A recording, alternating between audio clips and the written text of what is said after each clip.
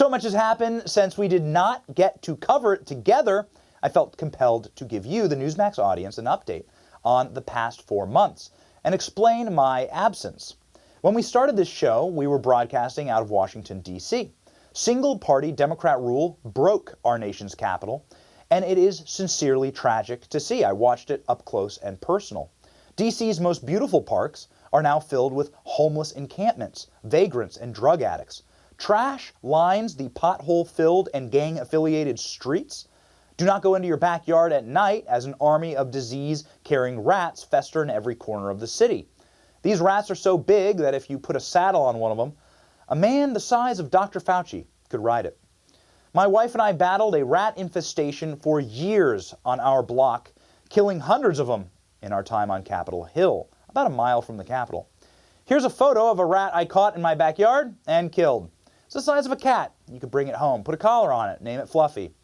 It's painful to accept, but outside the glistening monuments, the capital of our most powerful, first world westernized nation on earth looks and feels like a developing nation, a failed state. Mogadishu has more charm.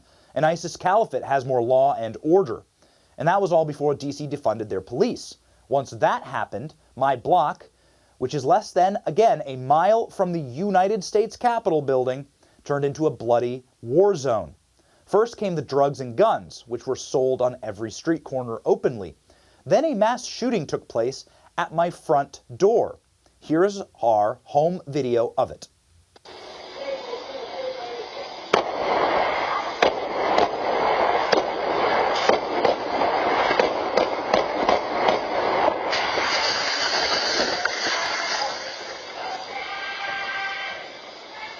It's not an episode of Cops. That's my front door. Someone getting shot a couple times and diving into my wife's rose garden. Then came the gang wars, which led to my neighbor's house being set ablaze by a drugged-out arsonist. Here's what that looked like. We lived in a row home, so in Washington, D.C., the homes, they share walls.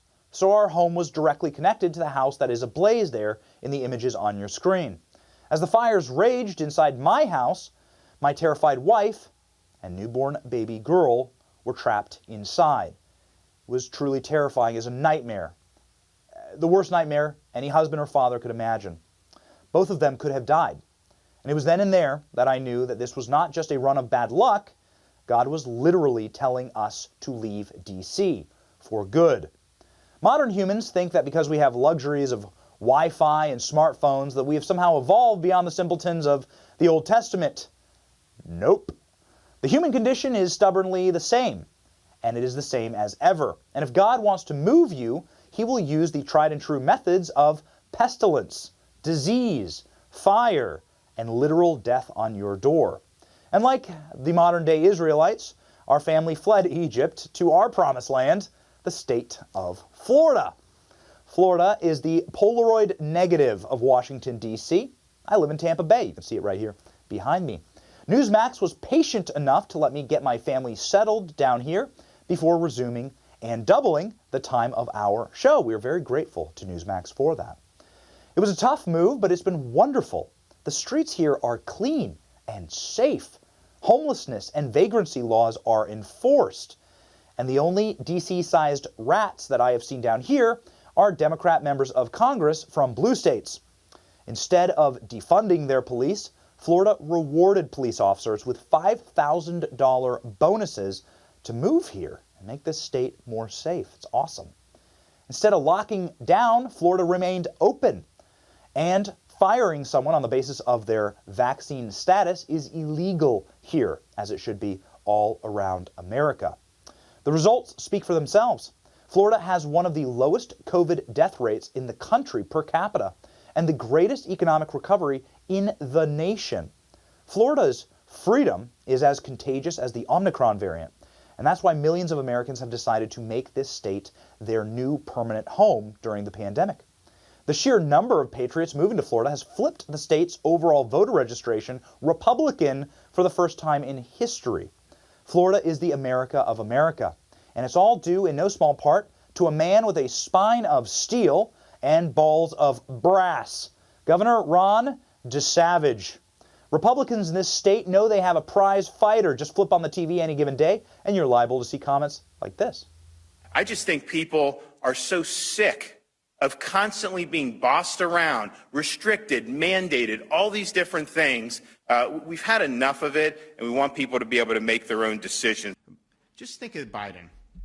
He says, don't make the vaccines divisive. Don't make the vaccines divisive. You are trying to take people's jobs away over this issue. But a recession is when your neighbor loses his job. A depression is when you lose yours. A recovery is when Dr. Fauci loses his. And I can just tell you, I'm the governor who protects parents in their ability to make the right choices for their kids' education. I'm the governor who protects the jobs and education and businesses in Florida by not letting the federal government lock us down. I'm the governor who answers to the people of Florida, not to bureaucrats in Washington. So why don't you do your job? Why don't you get this border secure? And until you do that, I don't want to hear a blip about COVID from you. Thank you. Ladies and gentlemen, that is a Thug Life meme in real time. That is what it looks like. True leadership. When the governor heard that my wife had her nursing license threatened due to her vaccine status, something that is illegal here, Governor DeSantis asked Nurse Kate to speak on behalf of medical professionals everywhere. It went something like this.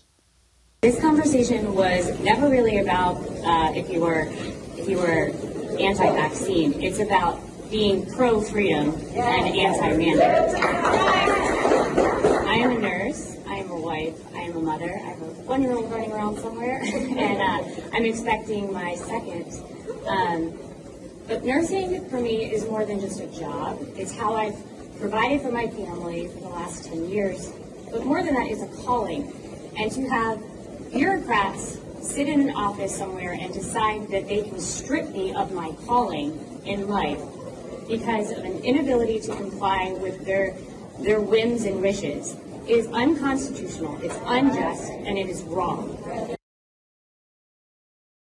I went from being one of the most terrified husbands of the year this past year, having my house at a blaze with my wife and infant inside, to being one of the proudest husbands, watching my wife give comments like that. So important now more than ever to stand up for the people who truly fought this thing from day one and to stand up for our human rights. And speaking of new humans, we are now expecting our second baby girl. This will be our first bona fide Florida child in the Johnson household. And there's really nothing else to say. My wife and I are just overcome with joy. Our exodus is complete. Freedom always wins, and we got a lot more winning to do. The Benny Report is back.